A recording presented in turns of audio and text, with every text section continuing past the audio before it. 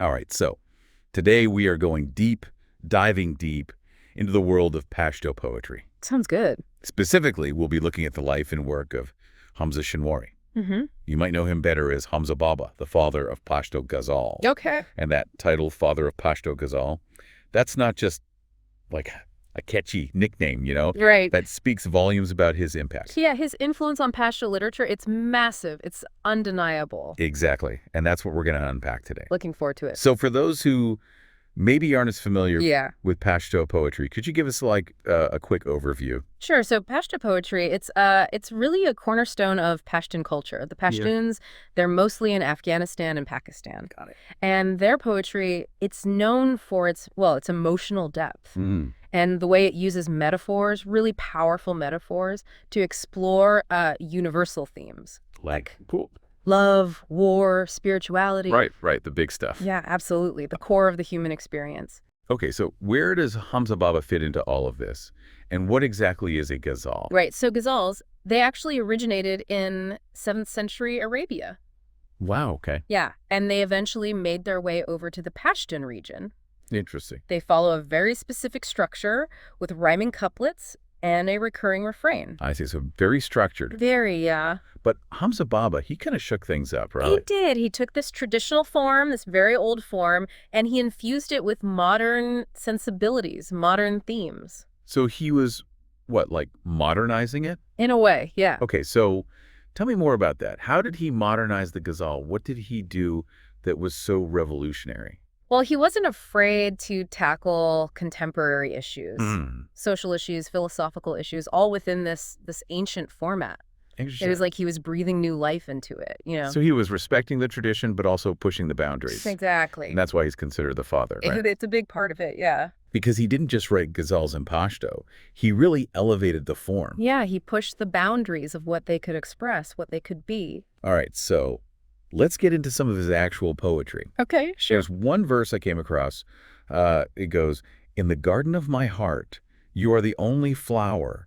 Your fragrance intoxicates me every hour." Yeah, that's a beautiful one. It is. And on the surface, it seems like, a classic expression of love. Right. But is there a deeper layer there? Oh, absolutely. There always is with Hamza Baba. Okay, so what's the deeper layer? Well, remember, he was writing during a time of huge change. Right. The Pashtun region was modernizing. There was a lot of upheaval. Mm. So this vice, yeah, it's about love, but it can also be seen as reflecting those changes. Oh, so. Think about the imagery, the garden, the flower. That's all very traditional, very central to the ghazal form. Okay. But the garden, maybe that represents the Pashtun homeland. And the single flower, maybe that symbolizes a longing for unity or a new national identity, something like that.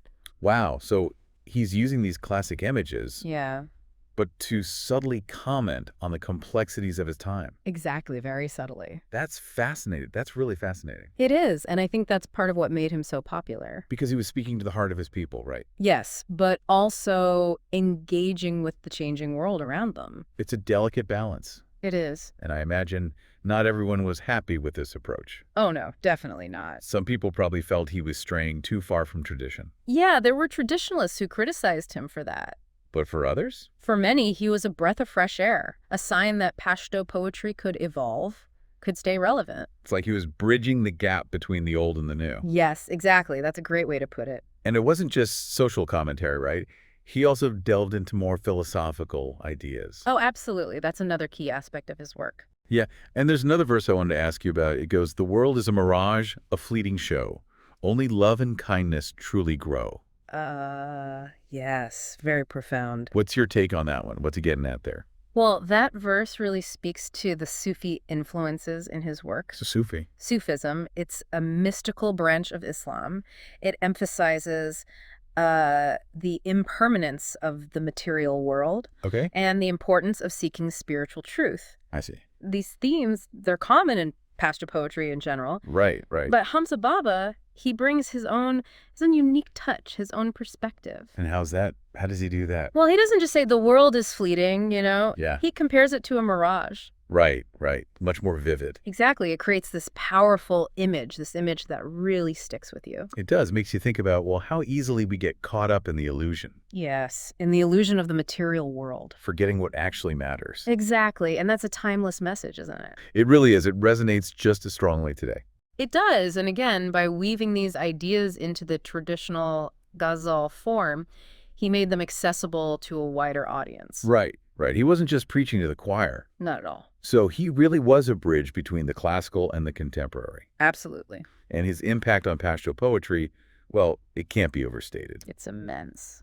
So, to wrap things up, I think it's safe to say that Hamza Baba was more than just a poet. I would agree. He was a cultural innovator, a thinker. Yeah, he was ahead of his time. He took this beloved form of poetry, the ghazal, and he made it relevant for his time, for his people. And for us, too. Yeah, because the themes he explored, they're universal. They transcend time and place. That's the power of great art, isn't it? It is, and it makes you wonder, how did his approach, this blending of the classical and the modern, how did that shape the future of Pashto poetry?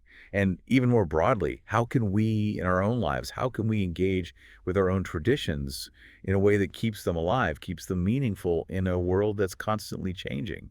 That's something worth pondering. Definitely something to think about. All right, well, that's all the time we have for today's deep dive. Thanks for listening, Thanks for having me. and we'll see you next time. Sounds good.